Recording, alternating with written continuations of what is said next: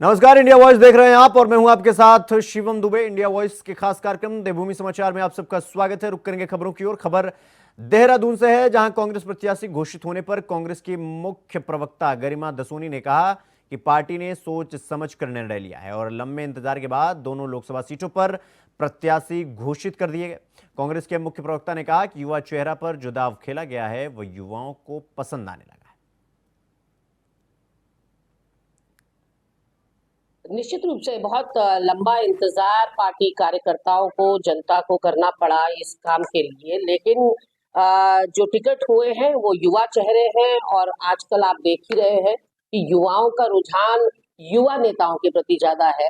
तो इसके मद्देनजर बहुत रिसर्च पार्टी ने की है। अगर इतना लंबा समय लिया है तो मंथन भी व्यापक हुआ होगा और व्यापक मंथन के बाद ये पाया गया कि दोनों ने ही संगठन के लिए जी तोड़ मेहनत करी है, जनता के बीच में रहकर जनता की सेवा करी है और तभी कहीं जाकर टिकट हुआ है। वरना इस समय पार्टी कोई रिस्क लेने के मूड में है नहीं और टिकट की बंदरबाट करने के मूड में भी नहीं है। तो अपनी क्रेडिबिलिटी पर दोनों टिकट लेकर आए हैं। खबर हल्द्वानी से है, जहां कांग्रेस ने लोकसभा चुनाव को देखते हुए अपने प्रत्याशियों की चौथी लिस्ट जारी कर दी है, जिसमें उत्तराखंड की बची 2 सीटों के प्रत्याशियों के नामों का ऐलान हो गया। आपको बता दें कि कांग्रेस ने हरिद्वार और नैनीताल लोकसभा सीट पर अपने प्रत्याशियों के नामों की घोषणा कर दी। यहां हरिद्वार से पूर्व मुख्यमंत्री हरीश रावत के बड़े बेटे वीरेंद्र रावत को कांग्रेस ने अपना प्रत्याशी बनाया है, तो वहीं नैनीताल लोकसभा सीट पर प्रकाश जोशी को अपना प्रत्याशी घोषित किया। नैनीताल लोकसभा सीट से प्रकाश जोशी को टिकट मिलने के बाद उनके हल्द्वानी पहुंचने पर कांग्रेस कार्यकर्ताओं ने उनका जोरदार स्वागत किया। तो वहीं प्रकाश जोशी ने नैनीताल लोकसभा सीट पर अपनी जोरदार जीत का दावा भी किया।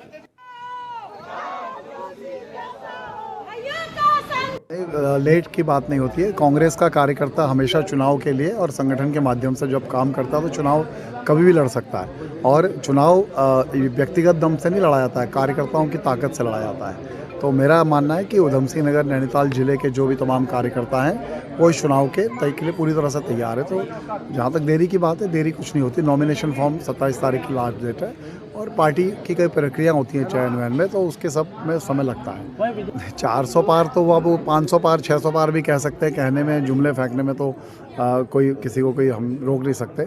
बाकी परिणाम दिख जाएगा। उन्होंने वेस्ट बंगाल में भी क्या कहा था हमें मालूम है और फिर परिणाम क्या आया था हमने सबने पूरे देश ने देखा। और यहाँ भी ऐसा नहीं है। जिस तरह से पब्लिक के अंदर जिन मुद्दों पर, महंगाई पे, बेरोजगारी पे या इनके जो झूठे वादे हैं उसके कारण जो पब्लिक में जो गुस्सा है, वो गुस्से के कारण लोग इस बार बीजेपी को उसकी असली जगह दिखाना चाहते हैं। तो ये 400 पार और ये सब ये जुमलेबाजी है। वो खुद ही कहते हैं, अमित शाह जी कहते हैं हम तो जुमले ज़्यादा करते हैं, सच तो बोलते नहीं। उत्तराखंड कांग्रेस ने बची हुई 2 लोकसभा सीटों पर भी अपने प्रत्याशी घोषित कर दिए, जिसमें पार्टी हाईकमान ने दोनों ही सीटों पर युवा चेहरों को चुनावी मैदान में उतारा है। इस पर ज्यादा जानकारी दे रहे हैं हमारे संवाददाता अभय कैंतुरा। में लोकसभा चुनाव का दंगल दिलचस्प हो चुका है। कांग्रेस ने उत्तराखंड की बची हुई 2 लोकसभा सीटों पर भी प्रत्याशी घोषित कर दिए हैं। कांग्रेस की तरफ इन 2 सीटों पर युवा चेहरों को मौका देने का काम किया गया है। यानी नैनीताल से पार्टी ने प्रकाश जोशी को यहाँ पर लोकसभा चुनाव में मैदान में उतारा है और हरिद्वार से पूर्व मुख्यमंत्री हरीश रावत के बेटे वीरेंद्र रावत को चुनाव मैदान में उतारा है। चुनावी दंगल इसलिए भी दिलचस्प होता है क्योंकि कांग्रेस ने अपने अनुभवी जो नेता है उनके साथ युवा चेहरों के साथ चुनाव मैदान में उतारा है, जबकि पार्टी ने बीजेपी की तरफ से जिताऊ और टिकाऊ प्रत्याशियों को चुनाव मैदान में उतारा है। ऐसे में कहा जा सकता है कि एक बार फिर उत्तराखंड की 5 लोकसभा सीटों पर जो चुनावी मुकाबला होगा वो बीजेपी और कांग्रेस के बीच में होता हुआ नजर आएगा और जनता भी इन सब चीजों को देखने का काम कर रही है। कैमरामैन अपने साथ अभय कैंतुरा, इंडिया वॉइस, देहरादून। उत्तराखंड से राज्यसभा सांसद अनिल बलूनी को भाजपा ने पौड़ी से लोकसभा का प्रत्याशी बनाया। अनिल बलूनी शनिवार को रामनगर पहुंचे।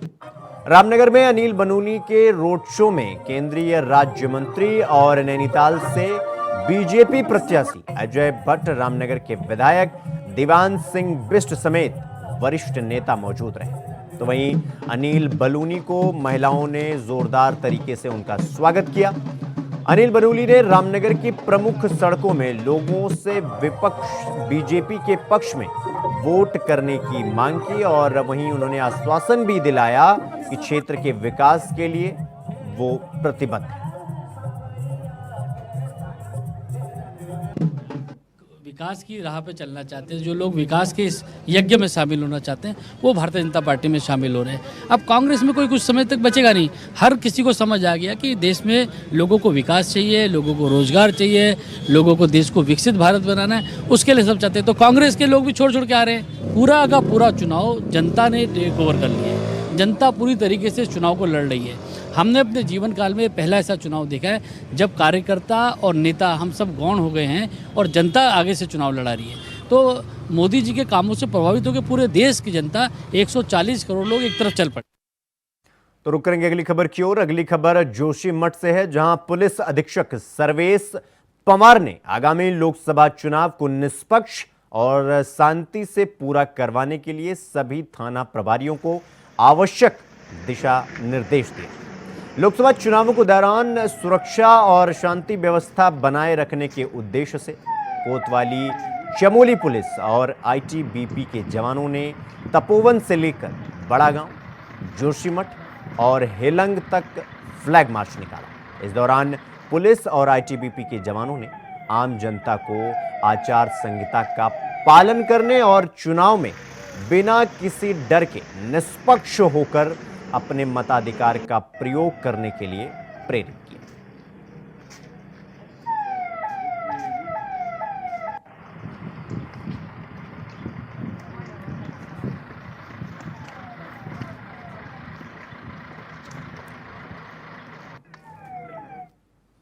तो उत्तराखंड में लोकसभा चुनाव का प्रचार प्रसार तेजी से होने लगा है, जिसमें सियासी दलों के प्रत्याशी जनता के बीच अपना जनाधार बढ़ाने के लिए जनता को अपने पक्ष में लामबंद करने का काम कर रहे हैं। ऋषिकेश में बीजेपी के पौड़ी गढ़वाल से प्रत्याशी अनिल बलूनी का जनसंपर्क कार्यक्रम और चुनावी जनसभा हुई, जिसमें हजारों की संख्या में जनता मौजूद रही।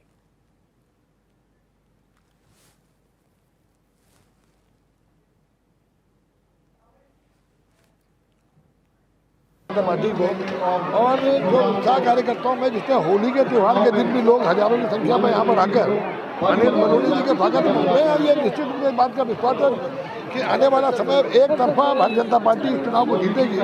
और जो हालात आप देख रहे हैं कि रोज कांग्रेस के लोग भारतीय जनता पार्टी में शामिल हो रहे हैं, तो विपक्ष तो कह रहा लामबंद हो रहे हैं। जी, विपक्ष तो कह रहा लामबंद हो रहे हैं। अब विपक्ष कहीं पर हो तो लामबंद हो। आप देख रहे हैं रोज आप अखबार उठाइए, रोज आता है कि 2 विधायक या 2 पूर्व विधायकों ने भारतीय जनता पार्टी में शामिल हो गए कांग्रेस छोड़ के।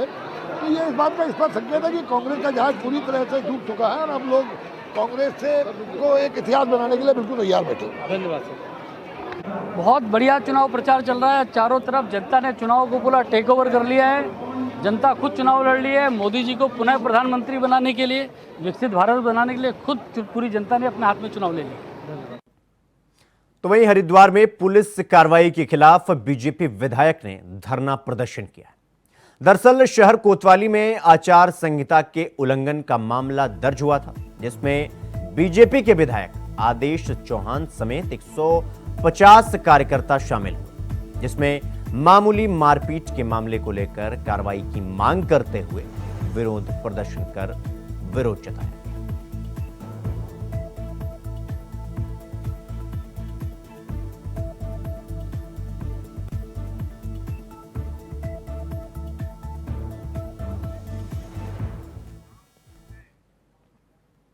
अगली खबर हल्द्वानी से है, जहां कांग्रेस पार्टी को बड़ा झटका लगा है। पूर्व मुख्यमंत्री नारायण दत्त तिवारी के भतीजे और कांग्रेस के प्रदेश प्रवक्ता दीपक बल्यूचिया ने कांग्रेस से इस्तीफा दे दिया है। बल्यूचिया के इस्तीफा देने के बाद से कांग्रेस में खलबली मच गई। बल्यूचिया ने कांग्रेस पर भेदभाव करने का आरोप लगाया है। उन्होंने आरोप लगाया कि पार्टी ने हमेशा उनकी उपेक्षा की।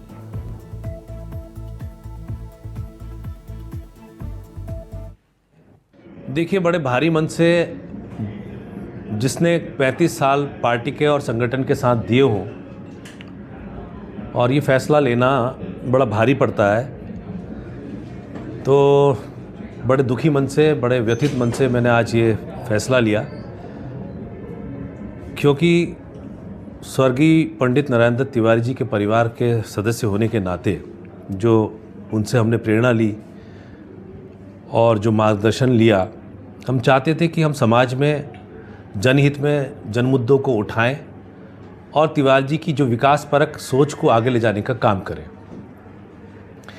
लेकिन हम महसूस करते हैं कि हमारी स्थिति एक उस छात्र के तरह हो गई है जो परीक्षा के लिए तो तैयारी करता, लेकिन उसको परीक्षा में बैठने नहीं दिया जाता, जो कि बहुत, और मेरे जैसे ऐसे बहुत से निष्ठावान कार्यकर्ता हैं कांग्रेस में जो वाकई में बहुत प्रतिभावान है, जो कांग्रेस के आगे बहुत आगे बढ़ सकते थे, लेकिन वो भी परीक्षाओं में नहीं बैठ पाए।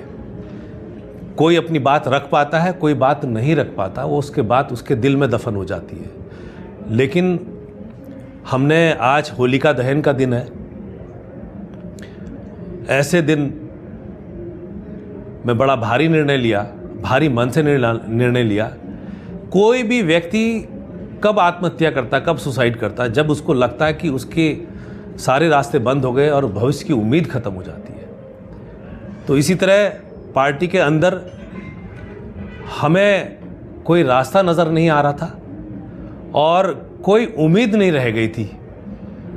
तो ये बड़े भारी मन से ये निर्णय लेना पड़ा, ये कदम उठाना पड़ा। और जो तिवारी जी के विकास के जो सोच रही है और जो जन मुद्दे रहे हैं, उसको हम आगे संघर्षरत रहेंगे और आगे ले जाने का काम करेंगे। खबरों में आगे बढ़ेंगे। अगली खबर रुड़की से है, जहां पुलिस नशा तस्करों पर कड़ी कार्रवाई कर रही है। इसी के चलते एक नशा तस्कर को ढोल नगाड़ों के साथ 2 महीने के लिए जिला बदर किया गया। सीओ नरेंद्र पंत ने बताया कि लोकसभा चुनाव को देखते हुए जिला अधिकारी और पुलिस कप्तान के आदेश पर नशा तस्कर को 2 महीने के लिए ढोल नगाड़ों के साथ यूपी के बॉर्डर पर छोड़ दिया गया और 2 महीने तक उत्तराखंड के हरिद्वार जनपद में वापस न लौटने की हिदायत दी गई।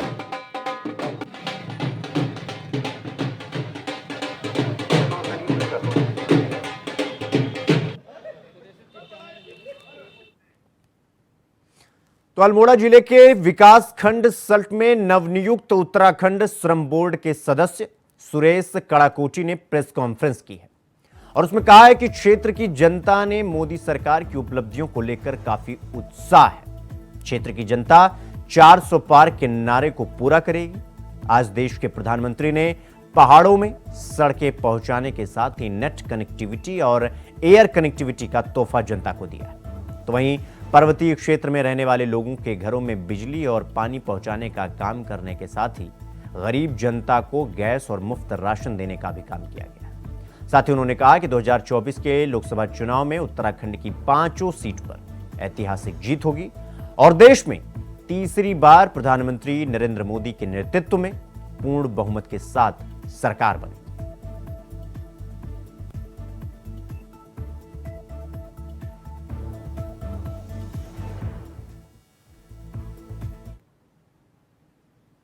देश भर में होली का त्यौहार धूमधाम से मनाया जा रहा है। तो वहीं आज हरिद्वार के जिला जेल में भी होली का त्यौहार धूमधाम से मनाया गया। आपको बता दें कि जेल प्रशासन ने जेल में होली मिलन समारोह का आयोजन किया, जिसमें अखाड़ा परिषद के अध्यक्ष महंत रविंद्र पुरी और जेल अधीक्षक मनोज आर्य समेत बड़ी संख्या में कैदी शामिल हुए। समारोह में कैदियों ने एक दूसरे पर जमकर फूलों की बारिश की और एक दूसरे को अबीर गुलाल लगाया और सभी कैदी होली के गीतों पर थिरकते हुए नजर आए।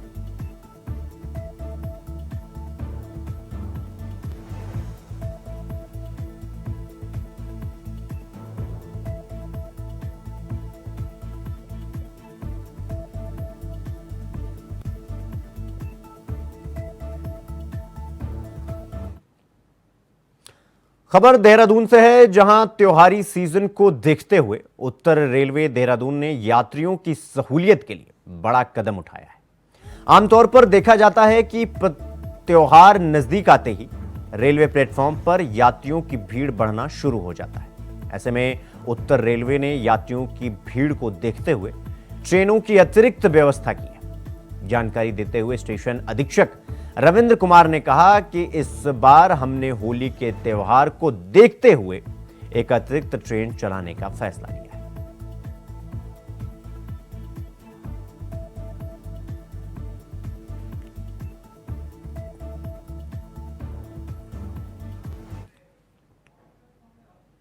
रुक करेंगे अगली खबर की ओर। अगली खबर देहरादून से है, जहां स्वतंत्रता संग्राम के सेनानी डॉक्टर राम मनोहर लोहिया की जयंती समाजवादी कार्यालय में मनाई गई। इस अवसर पर समाजवादी पार्टी के राष्ट्रीय महासचिव एस.एन. सचान, प्रदेश महासचिव अतुल शर्मा के साथ साथ कई नेता मौजूद रहे। सभी पदाधिकारी और कार्यकर्ता ने राम मनोहर लोहिया के फोटो पर माल्यार्पण कर उन्हें नम आंखों से याद किया।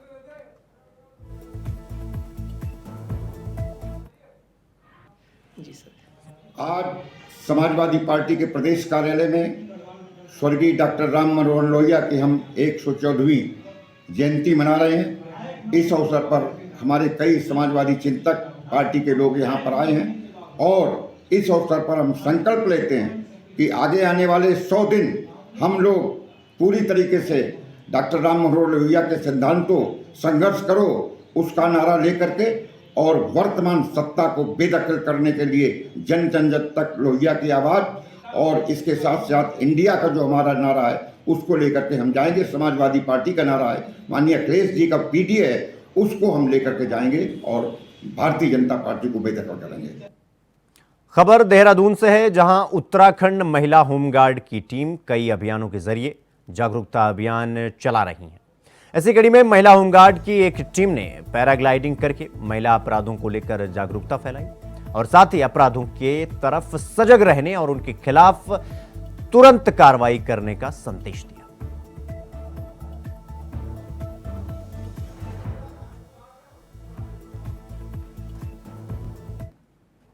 उसमें दो बहुत बड़ी मैसेज जाएगी समाज में। एक तो कि उत्तराखंड की महिला कैसे बुलेट चला के उसका आत्मविश्वास एक तो बढ़ेगा ही बढ़ेगा। दूसरा है हमारा चुनाव में 100% मतदान कैसा हो उसका भी हम जागरूकता फैलाएंगे। और दूसरा यहाँ पर सारे होमगार्ड ऑफिसेस 13 जिलों में ये सब सेक्सुअल हैरेसमेंट का जो उसके लिए पॉश कंप्लेंट हो गया उसके लिए मैं आपको बधाई भी देता हूँ। खबर देहरादून से है, जहां लोकसभा चुनाव के पहले बीजेपी के द्वारा दूसरे दल के नेताओं को पार्टी में शामिल करने का सिलसिला लगातार जारी है। तो वहीं भगवानपुर विधानसभा सीट से 2017 में बीजेपी के टिकट पर चुनाव लड़ने वाले सुबोध राकेश ने 2022 में बसपा से चुनाव लड़ा था और वो बीजेपी में शामिल हो गए। बीजेपी प्रदेश अध्यक्ष महेंद्र भट्ट हरिद्वार लोकसभा सीट से बीजेपी उम्मीदवार त्रिवेंद्र सिंह रावत और कैबिनेट मंत्री धन सिंह रावत की मौजूदगी में हजारों समर्थकों के साथ सुबोध राकेश ने बीजेपी का दामन थाम लिया।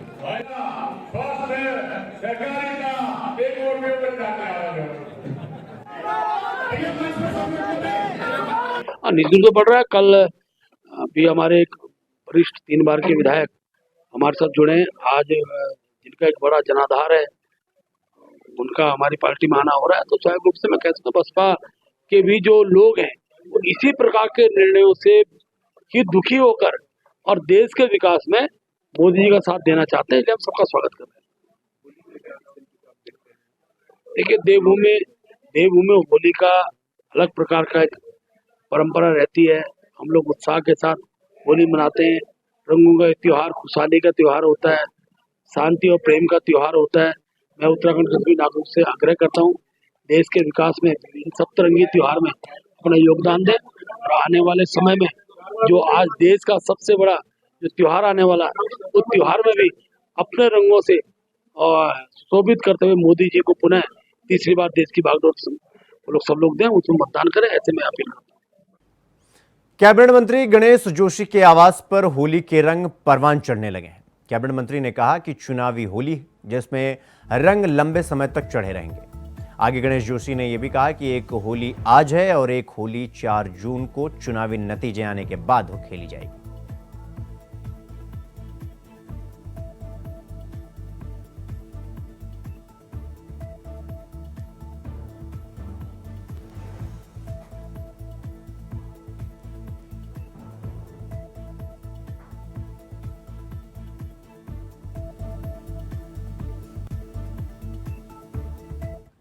होली का त्योहार चल रहा है, हमारे साथ है कैबिनेट मंत्री गणेश जोशी जी, उनसे बातचीत करते हैं। सर, पूरे प्रदेश में इस समय होली की धूम मची है, चुनावी होली है आप इस बार।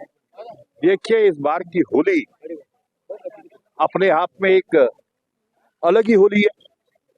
500 वर्ष की तपस्या के बाद प्रभु राम अपने आसन पर विराजे हैं। पूरा देश राममय है, पूरा देश मोदीमय है। यही कारण है कि आज सुबह यहाँ पर मेरे आवास पर 10 बजे से ही लोग यहाँ पर होली मनाने के लिए आए हैं। लगातार लोग आते जा रहे हैं और एक होली हम जून में मनाएंगे जब रिजल्ट निकलेंगे।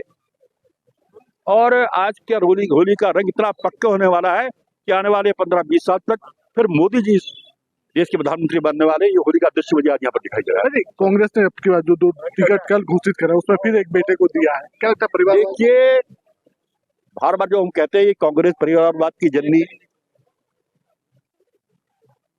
ऊपर से देख लीजिए, ऊपर से देखिए नीचे तक, बाप को टिकट, बेटे को टिकट, पत्नी को टिकट, पति को टिकट, बहू को टिकट, यही कांग्रेस की संस्कृति रही है।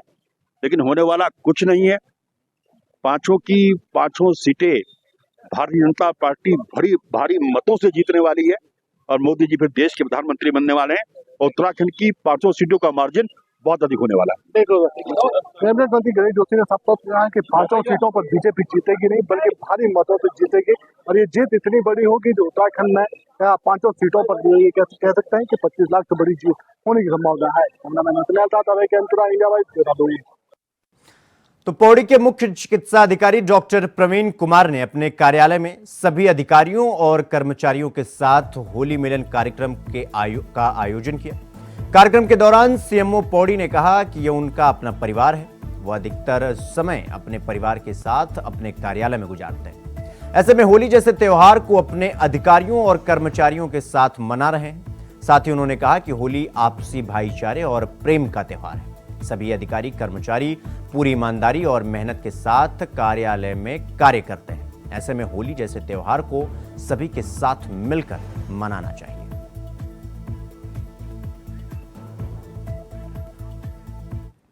देवभूमि समाचार में फिलहाल अभी के लिए बस इतना ही। देश दुनिया की तमाम बड़ी खबरों को देखने के लिए देखते रहिए इंडिया वॉइस। नमस्कार।